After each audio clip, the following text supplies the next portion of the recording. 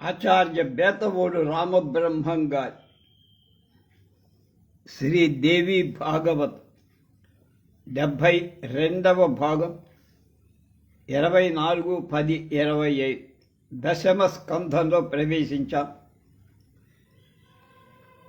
శౌనకాది మహామునులారా శ్రద్ధగా వింటున్నారు కదా.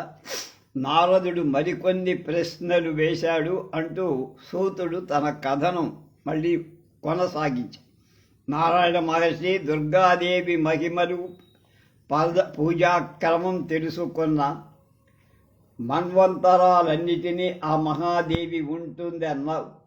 ఏ రూపాల్లో ఉంటుంది, ఎలా ప్రాదుర్భవిస్తుంది, ఎలా పూజిస్తే ఏ కోరికలు తీరుస్తుంది తెలియజెప్పి నా వంటి భక్తులను అనుగ్రహించు అని నారదుడు అభ్యర్థించాడు. నారాయణ మహర్షి మునపటిలాగానే చిరుబంధహాసంతో ప్రారంభించి, నారద, సకల పాపాలను తొలగించి సర్వ సంపదలు కలిగించే దేవీ చరితం ఎంత చెప్పినా తరగదు, ఎంత విన్నా తృప్తి కలదు. మంచి ప్రశ్న వేశావు, వివరిస్తున్నా విను అంటూ కొనసాగించాడు. వింధ్యవాసి శ్రీహరి నాభి పద్మం నుంచి బ్రహ్మదేవుడు ఆవిర్భవించి, ఆయన జగన్నిర్మాత, సృష్టికర్త, లోక పితామహు, చతుర్భుజు.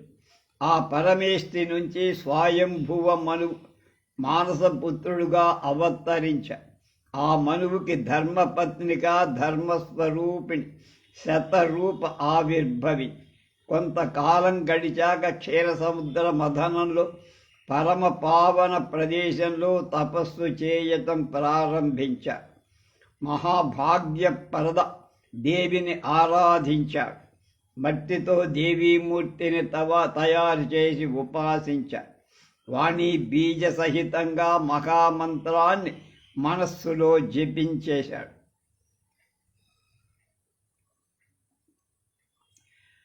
నిరాహారుడై శ్వాసను బంధించి ఒంటి కాలి మీద వర్షంలో నిలబడి 100 ఏళ్లు తపస్సు చేసి కామక్రోధాలను జయించాడు. నిరంతరం దేవీ పాద పద్మాలని హృదయంలో ధ్యానిస్తూ స్థావరమై అంటే రాయిలాగా నిలబడిపోయాడు. అమ్మవారికి అనుగ్రహం కలిగింది, దర్శనమిచ్చింది, వరం కోరుకోమంది. ఆ మహారాజు ఆనంద పరవశుడయ్యాడు. అమరులకైనా అందని వరాలు అడిగాడు. జయ దేవి విశాలాక్షి జయ సర్వాంతరస్థితే మాన్యే పూజ్యే జగద్ధాత్రి సర్వమంగళమంగళే. దేవి జయం జయం విశాలాక్షి, సర్వాంతర్యామి,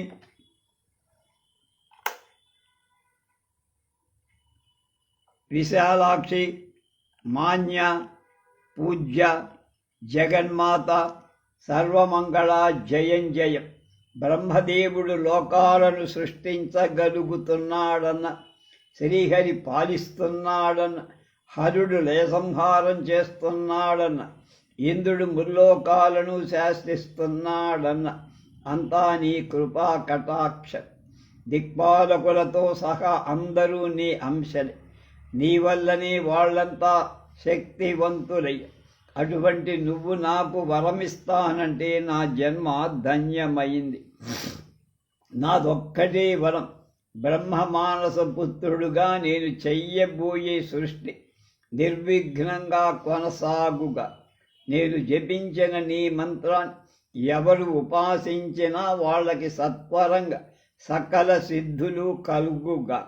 ఈ సంవాదాన్ని విన్నా చదివినా భక్తి ముక్తులు అగుతారుగా. జాతి స్మరత్వం, వక్తృత్వం, సౌష్ఠవం, జ్ఞానసిద్ధి, కర్మ మార్గ సంసిద్ధి కలుగుగాక. పుత్ర పౌత్రాదుల వంశ అభివృద్ధి జరుగుగాక అని దశమ స్కంధంలో మొదటి అధ్యాయంలో 24 శ్లోకాల భావం ఇదంతా. మహాదేవి ఈ వరాలనన్నింటినీ అనుగ్రహించింది. నీ రాజ్యం నిష్కంటకం అగుగాక. నీ పుత్రుడు వంశకరుడు అవుదురుగాక. నీ భక్తి నిశ్చలంగా నిలిచి ముక్తుని ఇవ్వుగాక అని ఆశీర్వదించి స్వయంభువ మనువు చూస్తుండగానే ఆమె వింఛ పర్వతాలకు వెళ్ళి, నారదా, వింధ్యాద్రిని నువ్వు ఎరుగుదువు కదా. ఒకప్పుడు ఆకాశానికి ఎది సూర్యుడి రథాన్ని అడ్డుకొని గమనాన్ని నిరోధించిన మహాపర్వతం వింధ్య అంటే. ఆ పర్వతం మీద అమ్మవారు నివసిస్తుంది కనుక వింధ్యవాసిని అనే పేరు. నారాయణ మహర్షి మాటలుగా సూతుడు ఈ విషయాన్ని చెప్పేసరికి వింటున్న శౌనకాది మహామునులకు వింధ్య పర్వతం కథ తెలుసుకోవాలని చెప్పేవాడుంటే అడగటానికి లోపమే. మధూత మహర్షి వింధ్యాచలం ఏమిటి, ఆకాశానికి ఎదగటం ఏమిటి, సూర్య రథగమనాన్ని ఆపటం ఏమిటి, ఎందుకు అసలు ఆపినట్టు, ఇవన్నీ చాలా వింతగా ఉన్నాయ్యా.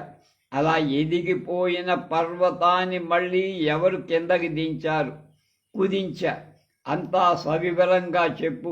నీ ముఖచంద్ర మండలం నుంచి జారువారుతున్న ఈ దేవీ చరితమని అమృతాన్ని ఎంత తాగినా తృప్తి కలగటం లేదు, సవిస్తరంగా తెలియజెయ్యి అని అభ్యర్థించారు.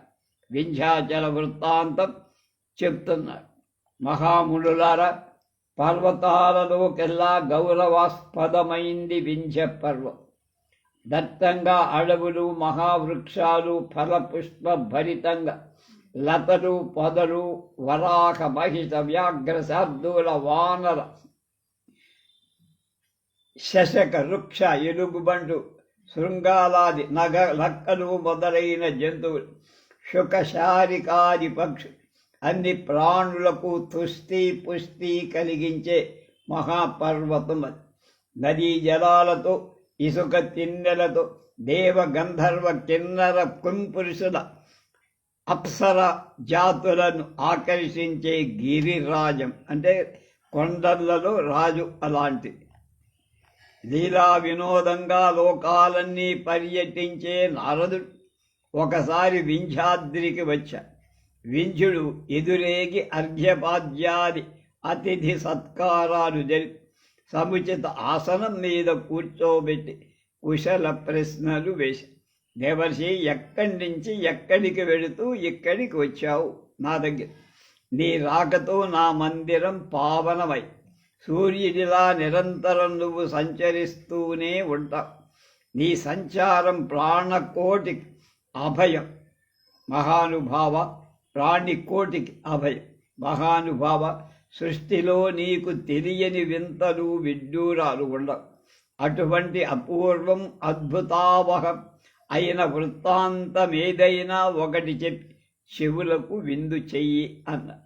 వింధ్యాద్రి, నేనిప్పుడు బంగారు కొండ మేరు పర్వతం నుంచి వస్తున్నా.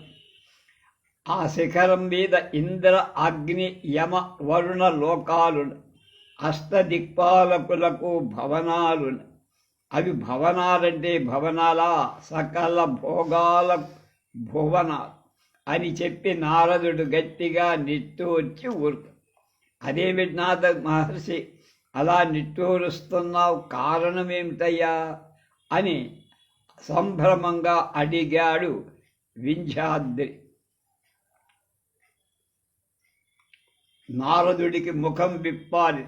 అద్రిరాజా, ఏం చెప్పమంటావాయా? హిమవంతుడున్నాడా? పార్వతీదేవికి తండ్రి, శివుడంతటి వాడికి మామగారు కదా. ఆ శివుడి సంబంధంలో హిమవంతుడు పరమ పూజ్యుడయ్యాడుగా. శివుడంతటి వాడికి మామగారు కదా, ఆ శివుడి సంబంధంతో హిమవంతుడు పరమ పూజ్యుడయ్యాడు కదా. అలాగే కైలాసం కూడా అతడి శివుడికి సాక్షాత్తు నివాసం కదా, పూజ్యుడయ్యాడు కదా. పాప వినాశకుడనే కీర్తి కూడా పొందాడు కదయ్యా. అలాగే నిషధ, నీల, గంధమాదనాదులు ఏవేవో ప్రత్యేకతలతో మన్ననలు అందుకుంటారు. ఎవరి గౌరవం వాళ్ళకి దక్కుతుంది. బానే ఉంది, కానీ ఆ మేరు పర్వతం ఏమిటో మరీ వెర్రబీగిపోతోందయ్యా. విశ్వాత్మకుడు సూర్యుడు గ్రహ బృందాలతో, నక్షత్ర గణాలతో సహా తన చుట్టూ తిరుగుతూ ఉంటాడని దాని గర్వం. కనక పర్వతంట అంటే బంగారు, అది అన్ని పర్వతాల్లోనూ ఉత్తమమైన పర్వతంట, శ్రేష్టంట, వరిష్టంట. తనకు సాటి వచ్చే పర్వతం మరొకటి ఈ సృష్టిలోనే లేదట. ఏమిటో ఇలా తనకు తాను భావించగలి తెగ విర్రవీగిపోతున్నాడు మేరు పర్వతం. ఆ మేరు పర్వత రాజు జ్ఞాపకం వచ్చి నిట్టూర్చ, అంతకన్నా ఏం లేదులే వింధ్య పర్వత రాజా. అయినా నాలాంటి తపస్సులకు ఇలాంటి గొడవలతో పనేమిటి చెప్పు. ఏదో వశాత్తు వచ్చింది కాబట్టి, అదైనా నువ్వు అడిగావు కాబట్టి ఈ మాట అన్నాను, వస్తా అన్నాడు. అధ్యాయం 2లో 28 శ్లోకాల భావం. అస్తు వైతానతా కృత్యం తపోబలవతాం నగ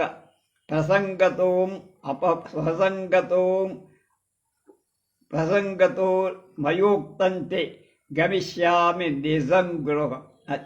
ఈ మాట కాస్త చెప్పేవి స్వైర విహారి చేస్తున్న బ్రహ్మలోకానికి వెళ్ళి వింజుడికి మనసు కొత్త దాడి. ఇక్కడ వేసేదా ఇక్కడ బాణం పాతేశారు. లోపల చిత్తు రగులుతో శాంతి లేదు.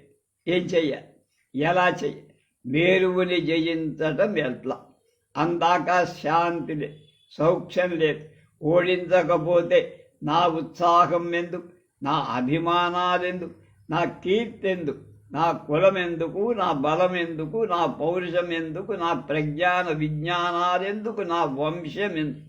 అలా మదన పడుతుండగా అతడి మనస్సులో ఒక ఆలోచన తడుక్కున మెరిసింది.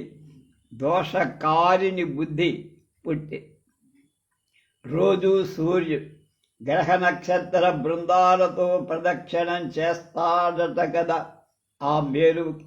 సరే, ఆ సూర్యుడికి సూర్య మార్గాన్ని అడ్డంగా నిలబడతా పెరిగిపోయి ఎలా ప్రదక్షిణ చేస్తాడో చూస్తా. మేరువుకి అప్పుడు గర్వభంగమవుతుంది అనుకున్నాడు. అల్పంగా ఆలోచిస్తే అలాగే. ఈ బుద్ధి పుట్టడమేమిటి? వెంటనే వింధ్యాద్రి ఆకాశానికి ఎదిగి కొండ కొమ్ములతో ఆవరించి సూర్యుడు ఉదయించని, ఎటు కదులుతాడో చూస్తానని ఆకాశాన్ని తంది పెట్టుకొని నిలబడిపోయి. రాత్రి గడిచింది, నిర్మలంగా తెల్లవారింది.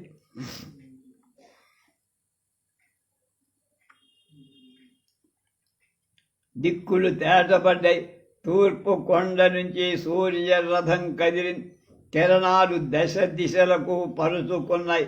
పద్మాలు వికసించాయి, కలువలు ముక్కలించాయి. లోకులు తమ పనులను ప్రారంభించి పూర్వాహన అపరాహన మధ్యాహన విభాగం కల్పించి హవ్య కవ్య భూత బలులను దేవతలకు వృద్ధిపరిచే సూర్యుడు తూర్పు నుండి కదిలి ఆగ్నేయానికి సాగి అక్కడి నుంచి దక్షిణ దిశగా ప్రయాణం సాగించాడు. అతడు వచ్చి వెడుతుంటే దిక్కాంత విరహ వేదనకు లోనవుతుంది. దక్షిణ దిశగా వెడుతున్న రథం హఠాత్తుగా ఆగిపోయి సారథి అనూరుడు ఒక్క పెట్టున అరిచాడు, సూర్యదేవ, వింధ్య పర్వతం ఎదిగి ఆకాశ మార్గ అదిగో అడ్డంగా నిలబడిపోయి నీ ప్రదక్షిణం శోకంతో కోరి మేరువుతో పోటీ పడుతున్నట్టుంది అని. సూర్యుడు ఆశ్చర్యపోయి, ఆకాశ మార్గంలో కూడా అడ్డంకులా? అవును మరి, అభివృద్ధి చెందుతున్న సూర్యుడు ఏదైనా సాధిస్తూ అతడికి అసాధ్యం ఏది ఇవ్వడు. రథం ఆగిపోయి దేవుడే కాపాడాలి, దైవమే బలీయం. రాహు బాహువులు సాచి కబడించిన క్షణమైన ఆగని నేను ఇప్పుడు ఇలా అడ్డగింపబడ్డానంటే విధి బలీయం కాక మరేమిటి? సూర్యుడు ఆగిపోయాడు. ఏ లోకానికి దిక్కు తోచల, ఎవరిని శరణు వేడాలి, కర్తవ్యం ఏం తోచల. మానవులే కాదు, చిత్రగుప్తాదులు కూడా సూర్యుడిని బట్టి కాలాన్ని గణిస్తారు. ఇప్పుడు ఏం చెయ్యాలో వాళ్ళకి పాలుపోదు. ఒక పర్వతం సూర్య భగవానుడి అడ్డుకోవటమా గమనాన్ని. ఆహా విధి వైపరీత్యం దైవ విపర్యయమ. జగత్తు స్తంభించిపోయింది. స్వాహా స్వధాకారాలు లేవు. ఇది పశ్చిమ దిక్కువారి అవస్థ. ఇక దాక్షిణాత్యుల పరిస్థితి ఏమిటంటే రాత్రి గడవటం లేదు. మెలకు వచ్చినా వేకువ కావట్ల తెల్లవాట. తూర్పు ఉత్తర దిక్కుల వాడు నిలబడిపోయి సూర్యుడు తాపాన్ని తట్టుకోలేక అల్లల్లాడిపోయి ఏ రకంగానైనా మొత్తం ప్రజానీకమంతా మృతము నష్టము భగ్నము వినాశము అయిపోతుంది. అంతటా హాహాకారాలు వినిపిస్తా. సంధ్యావందన హోమాది క్రతువులు ఆగిపోయి దాంతో ఇంద్రుడితో సహా దేవతలంతా ఏం తోచక ఏం చెయ్యాలో మడమలు తొక్కుకుంటున్నారు. 10వ స్కంధంలో 3వ అధ్యాయంలో 25 శ్లోకాల భావం. శౌనకాది మహామునులార పరిస్థితి ఇలా విషమించడంతో ఇంద్రాది దేవతలంతా కలిసి సృష్టికర్తను ముందు నిలుపుకొని రుద్రుని శరణు వేద. ఉమాలలిత పంకజ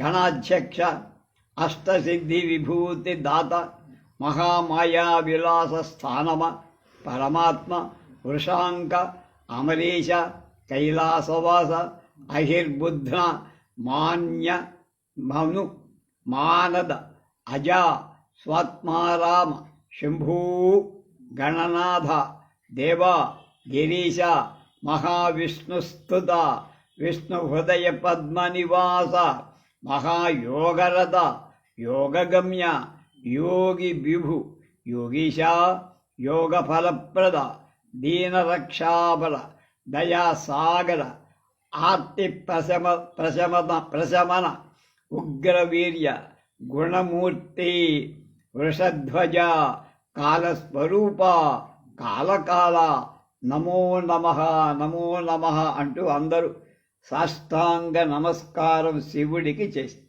ఉబ్బులింగడు పరవశించాడు. చిరునవ్వులు చిందించాడు. దేవతలారా మీ స్తోత్రం నన్ను పంపు బాగా కొట్టారు, బాగా గాలి ఎక్కింది. ప్రసన్నుడయ్యా మీ మనోరథాలేమిటో చెప్పండి తీరుస్తా అన్నాడు గంభీర. సర్వదేవేశ గిరిశ శశిమౌళి ఆర్తులకు సంతోషం కలిగిస్తావు కనుక శంకరుడవై ఇప్పుడు మేమంతా ఆర్తులం నిన్ను శరణు అంటున్నా. మాకు కలిగించు అంటే సంతోషం కలిగించు. వింఛ పర్వతమని ఒకటి ఉంది. వేరుగుతో దాంతి పంతం పోటీ. అది ఇప్పుడు శరీరం పెంచి సూర్య గమనాన్ని నిరోధించి లోకాలన్నీ అల్లల్లాడిపోతాయి. దాని విజృంభణాన్ని నిలవరి లోకాలకు మేలు చేయి. సూర్యుడే ఆగిపోతే ఇక కాలజ్ఞానం ఎలా? యజ్ఞయాగాలులెక్ స్వాహా స్వధాకారాలులెక్ మేమంతా ఎలా జీవిస్తాం? ఎవరిని శరణు వేడాలని ఆలోచిస్తే మాకందరికీ నువ్వే కనిపించావు, స్ఫురించావు. ఈ ఆపద తొలగించటానికి నువ్వే సమర్థుడు. మాకు మరొక దిక్కు లేదు, కాపాడు అన్న. దేవతలారా మీకు నా మీద ఉన్న నమ్మకం సంతోషమే, కానీ నాకంతర దమ్మేం లేదు. అది ఏ పర్వతాన్నైనా అణచివెయ్యగల సమర్థుడు రమాకాంతుడొక్కడే. అతడే మనందరికీ ప్రభు, సర్వకారణ కారణుడు. నేను వస్తా, చలో కైలాసం అన్నాడు. పదండి వైకుంఠాన్ని, వైకుంఠం అన్నాడు. శ్రీహరితో విన్నవించుకుందాం, కష్టాలు ఆయనే కడతేరుస్తాడు అనడమేమిటి? శివుడి వెంట దేవతలంతా బయలుదేరి వేగంగా వైకుంఠం చేరా. ఇది 4వ అధ్యాయం 19 శ్లోకాల భావం. అదంతా విష్ణుమూర్తి జయం జయం, రమావల్లభ శరణు శరణు, మహాపురుష దైత్యారి కామజనక సర్వకామ ఫలప్రద, మహావరాహ గోవింద, మహాయజ్ఞస్వరూప మహావిష్ణు ధ్రువేశ, జగదుత్పత్తి కారణ, మత్స్యావతారం ధరించి వేదాలను ఉద్ధరించావు. సత్యవ్రత ధరాధీశ సురకార్య సాధక అమృతాప్తికర ఈశానా నమో నమః. ఆదిదైత్యుడిని సంహరించటానికి ఆది సూకర రూపం ధరించినవాడ, భూమి భారవాహ కూర్మ రూప హిరణ్యకశిపుడిని మట్టు పెట్టడానికి నృసింహావతారం ఎత్తినవాడ, బలిచక్రవర్తిని కికురించడానికి వామనమూర్తి అయినవాడ, దుర్మార్గులైన క్షత్రులని అంతమొందించడానికి రేణుగా జమదగ్నులకు పుత్రుడవైన పరశురామ, దశకంధర సంహారం కోసం భూలోకాన అవతరించిన దశరథి, కంస దుర్యోధనాది రాక్షసాంసలను తొలిమి భూభారం తొలగించడానికి ధర్మ సంస్థాపనకు కృష్ణావతారం ధరించిన వీరా, పశుహంసలు వారించి దుష్ట యజ్ఞాలను నిషేధించిన బుద్ధావతార, దుష్టుల పాలనలో మగ్గిపోతున్న లోకాన్ని కాపాడటం కోసం కల్కి రూపం ధరించినవాడ, శిష్ట రక్షణ దుష్ట శిక్షణ దశావతారు కోసం దశావతారాలు ఎత్తి సర్వ దుఃఖ హరుడివి అయ్య, భక్తుల ఆర్తిని తొలగించడంలో స్త్రీ జన్మలేక జలజంతువుల రూపాలు కూడా ధరించావంటే నీకంటే దయానిధులు ఉంటారా? భక్తార్తిహర నమో నమః నమో నమః. దేవతల భక్తి ప్రపత్తులతో అలా స్తుతించి సాగిలపడి గదాధరుడు ప్రసన్నుడయ్యాడు, మందహాసం చెందించాడు. దేవతలారా, నేను ప్రసన్నుడయ్యా, మీకింక భయం లేదు. వేదనలన్నీ మరచిపోండి, భరింపరాని మీ దుఃఖాన్ని నేనే తొలగిస్తా. ఎంతటి దుర్లభమైన వరమైనా సరే ఇస్తా, కోరుకో. మీ స్తోత్రం ఎంతగా నన్ను ఆనందింపజే. తర్వాత లేచి శుచయ్య ఈ స్తవాన్ని పఠించిన వాళ్ళ వరువాత అంటే తర్వాత ఈ స్తోత్రం అంతగా నన్ను అది ఏ దుఃఖాలు రావు, అనారోగ్యం కానీ దారిద్ర్యం కానీ ఉండవు. వారి ఇళ్ల దరిదాపులకు కూడా అవి రావు. దుష్టగ్రహ భూత ప్రేత పీడలు ఉండవు. మంచి సంతానంతో భోగ భాగ్యాల సుఖాలు అనుభవిస్తూ చిరకాలం జీవిస్తారు. ఈ స్తోత్రం సర్వ అర్ధ సాధక భుక్తి ముక్తి ప్రదాయ. ఓ విబుధులారా, మీ మనసులో బాధ ఏమిటో చెప్పుకోండి, తప్పకుండా తొలగిస్తా. అణుమాత్రం కూడా అనుమాన పడకండి అన్నారు. శ్రీహరి ప్రసంగంతో ఇంద్రరుద్ర బ్రహ్మాదులందరూ కూడా ఉత్సాహం కలిగింది. వింఛ వృత్తాంతం విన్నవించ. ఇది 5వ అధ్యాయం 27 శ్లోకాల భావం చెప్పుకున్నాం. ఇప్పుడు దేవదేవ మహావిష్ణు సృష్టి స్థితి లయకారణ వింఛ పర్వతం సూర్య భగవానుడికి అడ్డుపడి మేమంతా భోగభాగ్యరహితమైపోయా. ఏం చెయ్యాలో, ఎక్కడికి పోవాలో, ఎవరినడగాలి దిక్కు తోచక నీ దగ్గరికి వచ్చా. నువ్వే కాపాడాలి అని మొరబెట్టుకున్నారు.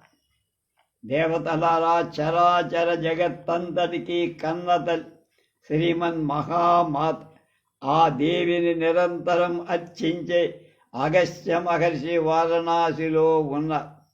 ఆయన మహా తేజస్సు. అతడు వింఛ గర్వాన్ని అణగొడతాడు. ముక్తి ధామమైన కాశీకి వెళ్ళి అగస్త్యుణ్ణి కాళ్ళ మీద పడి అభ్యర్థించాడు. విష్ణుమూర్తిని చెప్పిన ప్రకారం దేవతలంతా కాశీ వెళ్ళారు. భక్తియుక్తులై మణికర్ణికతో సచేల స్నానాలు చేశారు. దేవపితృ తర్పణాలు వదిలారు. దాన ధర్మాలు చేశాడు. అగస్త్యుడి ఆశ్రమం చేరారు.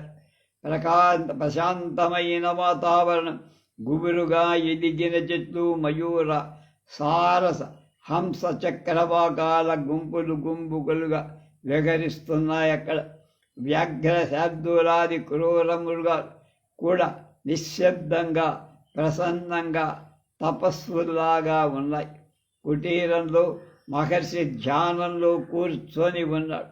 దేవతలు ఆర్టే అలికిడి చెయ్యకుండా వెళ్ళి సాష్టాంగపడు. బ్రహ్మణోత్తమ పరమ పూజ్య వాతాపి బలనాశక కుంభ సంభవ లోపముద్రాపతి మిత్రావరుణవందన సర్వ విద్యానిధి శాస్త్రనిధి, నువ్వు ఉదయిస్తే జల ప్రవాహాలు తేరుకొని రెల్లు దుబ్బులు వికసిస్తా. రావణుడంతటి వాడు నీ భక్తు జటామండలధారి శిష్య బృంద విహారీ నమో నమ. దేవతాస్తుత్య గుణరాశి అపోషిత వారాశి సముద్రపు ఆపోషణం పట్టినవాడ అన్నది. చుడుకీకృత సర్వపాదోది పయస్కుడైన ముని అంటాడు. పట్టిన శరణు స్వామి శరణు వింధ్య పర్వతానికి గర్వభంగం చేసి లోకాలను కాపాడు. దేవతల స్తుతిని అభ్యర్థను ఆలకించిన అగస్త్యుడు ప్రసన్నుడై మెల్లగా కళ్ళు తెరిచాడు. మీరంతా ఉత్తమోత్తముడు, దేవతలు, త్రిభువనేశ్వరుడు, లోక పాలకుడు, మహాత్ముడు, అనుగ్రహ సమర్థుడు, తిరుగులేని వజ్రాయుధం చేపట్టిన ఇంద్రుడున్నాడు. హవ్యకవ్యవాహకుడు అగ్నిస్వామి ఉన్నాడు. దేవతలకు అండగా నిలబడి ముఖనీయుడున్నాడు. రాక్షస పరగణాలకు గడగడలాడించిన వరుణుడున్నాడు. యముడున్నాడు. వీరుడు ఏ ఒక్కరు తలచుకున్నా వింధ్య పర్వతానికి శృంగభంగం కాదా? అలాంటిది అందరూ వచ్చి నన్ను కోరుతున్నారంటే ఏదో వింతగా ఉందేమిటి అన్న. మహర్షి, వింతేం లేదు, ఇది మాకెవరికీ సాధ్యం కాదు. విష్ణుమూర్తి సూచనపై నిన్ను నేను అభ్యర్థిస్తూ నువ్వే సమర్థుడివని ఆయనే చెప్పి నిశ్చేష్టమైపోయిన ముల్లోకాలు కాపాడే శక్తి నీలోనే ఉంది. సూర్యుడికి గతి కల్పించు, వింధ్యుడికి సన్మతి పుట్టి నీ తేజస్సుకి లొంగుతాడు, నమ్రుడవుతాడు. కేవలం ఈ పని మీదనే వచ్చాం.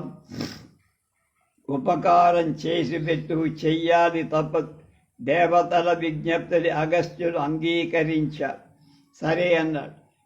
విబుధుల అంతరంగాలు తేలికపడ్డ తృప్తిగా ఊపిరి పీల్చుకొని తిరిగి వెళ్ళిపోయి. అధ్యాయం 6లో 28 శ్లోకాల భావం ఇదంతా. అగస్త్యుడి దక్షిణా పదయాత్ర. దేవతలు వెళ్ళాక అగస్త్యుడు ధర్మపత్ని లోపాముద్రను పిలిచాడు. కుమారి, మన కాశీ నివాసానికి విఘ్నం రానే వచ్చి వింధ్య పర్వతం సూర్యుడి దానికి అవరోధం కలిగించి దాన్ని తొలగించమని దేవతల ఆజ్ఞ. మనం కాశీ వదలక తప్పదు. వ్యాస నిష్కాసనం అంటారు. అది కాశీ అగస్త్యుడు కదా, ప్రాణం తప్పదు. కాశీ గురించి పూర్వీకులు చెప్పిన మాట నిజం. కాశీలో నివసించే వాళ్ళకి విఘ్నాలు చాలా వస్తాయి. అయినా ముముక్షువులు అని ముక్తిని అవిముక్తాన్ని విడిచిపెట్టకూడదన్నారు. విఘ్నాలు వచ్చినా తట్టుకొని అక్కడే ఉండాలి.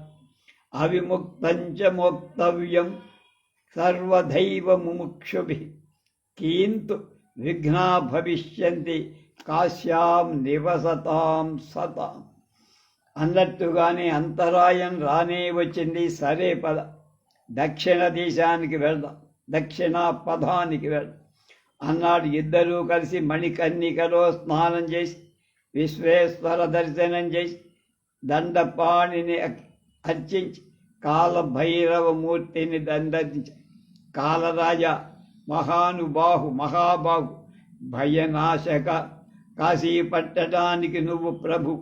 కాశీవాసులకు కలిగే విఘ్నాలను అన్నింటినీ తొలగించేవాడు, భక్తులను రక్షించేవాడు.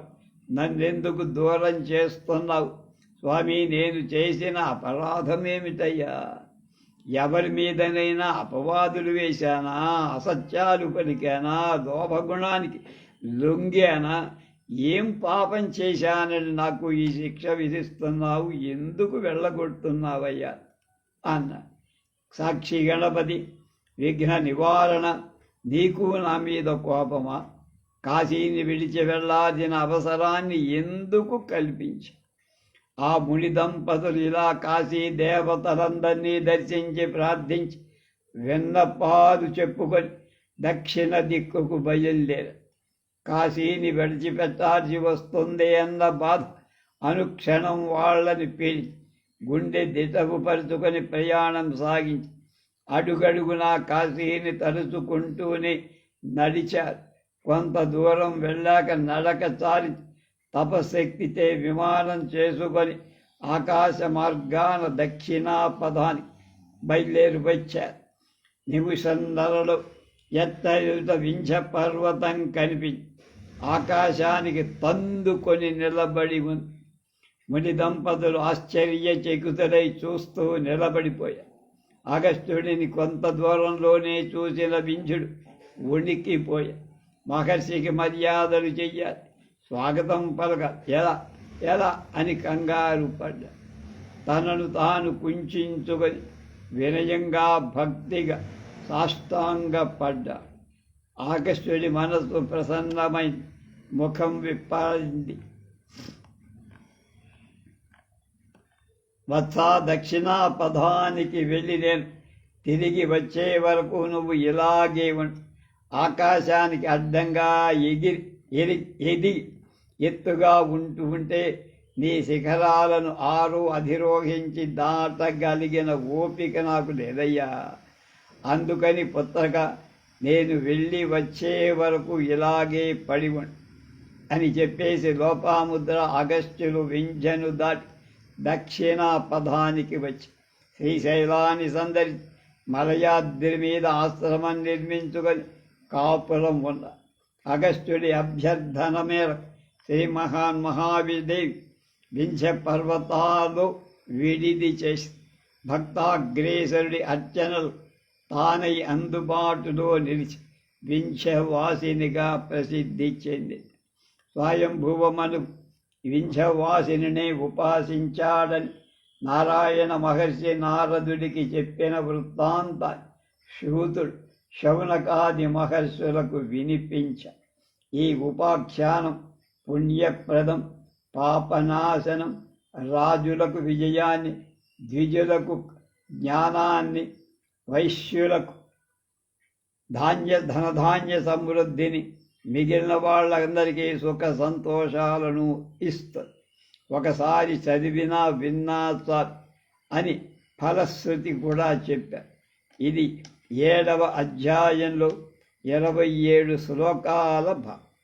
మన్వంతరాలలో మహాదేవి శౌనకాది మహర్షులారా, మొదటి మన్వంతరంలో జగన్మాత వింధ్యవాసినిగా ఆరాధనలు అందుకు. మిగతా మన్వంతరాలలో ఏ రూపాలలో ఎవరెవరి అర్చనలు అందుకుందో చెప్పడానికి నారదుడు అడిగాడు. నారాయణమూర్తి ఇలా చెప్పాడు, అది నీకు చెప్పు. నారద, స్వయంభవుడు మొదటి మను, స్వయంభువుడు అనేటువంటి మొదటి మను, స్వయంభువ మను చరిత్ర మనకుంది కదా, మను చరిత్ర పేరు స్వరోచి సమను సంభవం అంట. కనుక మొదటి మను ఆయన వింధ్యవాసిని ఆరాధించి ఆటంకం లేకుండా రాజ్యపాలన చేసి ప్రియవ్రత ఉత్తానపాదులు ఇద్దరూ అతడి కుమార్ మహా తేజస్సు పరిపాలకులుగా సుప్రసిద్ధులు. ఈ స్వయంభవమడుగు తర్వాత స్వరోచిష మను సంభవం, అదే మను చరిత్ర. ఆయన 2వ మను. అతడు ప్రియవ్రతుడి కుమార్, అప్రమేయ పరాక్రమ సంపడు. కాళిందీ తీరంలో ఆశ్రమం కట్టుకొని మట్టితో దేవీ విగ్రహం చేసి దాని ఎదుటే కూర్చొని తపస్సు చేసి 12 ఏళ్ళు అమ్మవారు అనుగ్రహించినప్పుడు కోటి సూర్య ప్రభలు విరాజిల్లుతూ ప్రత్యక్షమై స్వరోచిషుడికి మన్వంతరాలు ఆధిపత్యం ప్రసాది తారిణి అనే పేరుతో ప్రసిద్ధికి. తరువాత ఉత్తముడనే 3వ మను ప్రియవ్రతుడి కొడుకు గంగా తీరంలో 3 ఏళ్లు తీవ్రంగా తపస్సు చేసి అమ్మవారి అనుగ్రహానికి పాత్రుడై నిష్కంటకంగా రాజ్యం పాలించి ఉత్తమ సంతానం పొంది భోగభాగ్యాలన్నీ అనుభవించి ధర్మకార్యాలు చేసి రాజర్షి పదవి పొంది ప్రియవ్రతుడి నాలుగవ కుమారుడు తామసుడనేవాడు. ఆయన కూడా మనువయ్య. నర్మదా నది దక్షిణ తీరంలో దేవి సమర్చన చేశారు. వసంత శరదృతువుల్లో నవరాత్రి సపర్యలు చేశారు. స్తోత్రాలతో అనుగ్రహం సంపాదించాడు. జలజాక్షిగా అవతరించి జగన్మాత వరాలు ప్రసాదించి ఆకటంకంగా రాజ్యమేలి 10 మంది మహావీరుల్ని పుత్రులుగా పొంది ఉత్తమ లోకాలకు చేరుకొని తామసుడి తమ్ముడు రైవతుడు 5వ మనువయ్య. రైవతుడను రాజు తెచ్చి రామునకిచ్చనని ఉంది కదా. కాళింది తీరంలోనే తపస్సు చేశాడు. సరస్వతి బీజాక్షరంతో కలిపి అమ్మవారి మహామంత్రాన్ని రహస్యంగా జపించారు. జగజ్జనని అనుగ్రహానికి పాత్రుడై రాజ్యాన్ని శత్రు రహితంగా పాలి సత్పుత్రుల్ని పొంది ఇంద్రలోకం చేరాడు. అధ్యాయం 8లో 24 శ్లోకాల భావం. అంగపుత్రుడు చాక్షసుడు 6వ మరు సుపులహుడు అనే బ్రహ్మర్షిని శరణు వేద సిరి సంపదలు కలిగే ఉపాయం చెప్పమని సమస్త మేదినీ మండలాన్ని ఆధిపత్యం లభించే మార్గం చూపమని అవ్యాహత బలం శస్త్రాస్త్ర నైపుణ్యం కావాలని ఉత్తమ సంతానం అఖండ యవ్వనం జన్మాంతంలో మోక్షం ఇవి నా అభిలాషలని అభ్యర్థించాడు ఆ బ్రహ్మర్షి. బీజయుక్తంగా మహాదేవి మూలమంత్రాన్ని జపించమని త్రిమూర్తులకు ఆయా శక్తులు అందువల్లనే వచ్చాయని నీకు కూడా అలాగే కోరికలన్నీ తీర్తాయని ఉపదేశించాడు. చాక్షసుడు విరజానదీ తీరానికి వెళ్ళి దీక్షతో తీవ్ర తపస్సు చేశాడు. కేవలం రాలి పడిన ఆకులు మొదలైనవి మాత్రమే భోజనం చేసి ప్రాణాన్ని నిలుపుకొని జపం సాగించారు. మొదటి సంవత్సరం గడిచింది. 2వ సంవత్సరమంతా కేవలం నీరు తాగి 3వ ఏడు అది కూడా మానేసి గాలిని మాత్రమే పీల్చి స్థాణువులా నిలబడి తపస్సు చేశారు. ఇలా 12 ఏళ్ళు గడిచి పరమేశ్వరి సాక్షాత్కరించి వరం కోరుకో. మహాదేవి సర్వాంతర్యామివు నువ్వు, నా కోరికలేమిటో నీకు తెలియదా? అయినా అడగమన్నావు కనుక అడుగు. మన్వంతర రాజ్యం కావ, సద్గుణ సంపన్నులు మహావీరుడు, దేవీ భక్తి తత్పరుడు అయిన పుత్రులే కావ. భోగభాగ్యాలు అనుభవిస్తూ శత్రుపీడ రహితంగా రాజ్యాన్ని పాలించాలి. జన్మాంతరంలో ముక్తి కలగ దేవేశి అనుగ్రహించు అని అభ్యర్థించాడు చాక్షసమను. అమ్మవారు అన్ని వరాలు ఇచ్చి అంతర్ధానం చేసి చాక్షసుడు మనువులకెల్లా మాన్యుడయ్యాడు. అతడి కొడుకులు సమర్థులనిపించుకున్న మన్వంతర కాలం రాజ్యం చేసి చాక్షసుడు దేవి ప్రసాదం వల్ల ముక్తి పొందాడు. 9వ అధ్యాయంలో 29 శ్లోకాల భావం చెప్పుకొని నరదా వైవస్వతుడు 7వ మను, సావర్ణి 8. వీళ్ళిద్దరూ దేవి సమర్చనతోనే మన్వంతరాలకు అధిపతయ్య.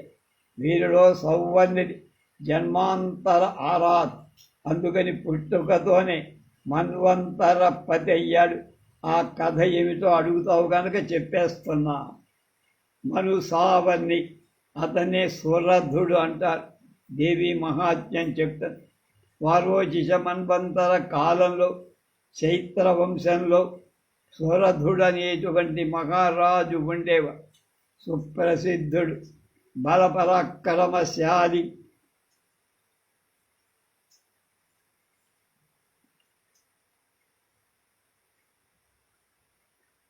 గుణగ్రాహి, ధనుర్ధారి, స్వయంగా కవి. ధనం సంపాదించడం, సంపాదించిన ధనాన్ని యాచకులకు పంచిపెట్టడం రెండూ బాగా తెలిసినవాడు. సర్వశస్త్ర అస్త్ర కుశలు. ఒకనాడు శత్రువులంతా కూడబలుకొని దండెత్తి వచ్చి రాజధాని ముట్టడించి అభిమానధనుడు సురధుడు సర్వసైన్యంతో ప్రాకారం దాటి వచ్చి యుద్ధం చేశాడు. భీషణంగా జరిగిన యుద్ధంలో చివరి వరకు సురధుడు ఓడిపోయి సకల సంపదలు మిత్రులకు, బంధువులకు, శత్రువులకు హస్తగతమైపోయి దిక్కు తోచని సురధుడు ఒక గుర్రాన్ని రహస్య మార్గాన అడవులకు వెళ్ళే విశాలం వికలమైన మనస్సుతో అడవిలో ఒంటరిగా తిరుగుతుంటే ఒక ముని కనబడి ఓదార్చి ఆశ్రమానికి తీసుకువెళ్ళా. అప్రశాంత వాతావరణంలో అది ముని ఆశీస్సులతో చాలా కాలం గడిపారు. ఒకరోజున మునీశ్వరుడు పూజ ముగించే సమయానికి సురతుడు వెళ్ళి నమస్కరించి, మునీశ్వర, ఎంతకీ దుఃఖం ఆగటం లేదు, మనస్సులోనే ఉంటుంది బాధిస్తూ. తత్వం తెలిసిన దుఃఖాన్ని జయించే ప్రజ్ఞ నాకు కనపడటం లేదు. శత్రువులు ఓడించారు, రాజ్యం పోయి, అయినా ఎందుకనే వాళ్ళ పట్ల ద్వేషం కలగల, కోపము రాల, స్ఫుటంగా మమకారమే కలుగు.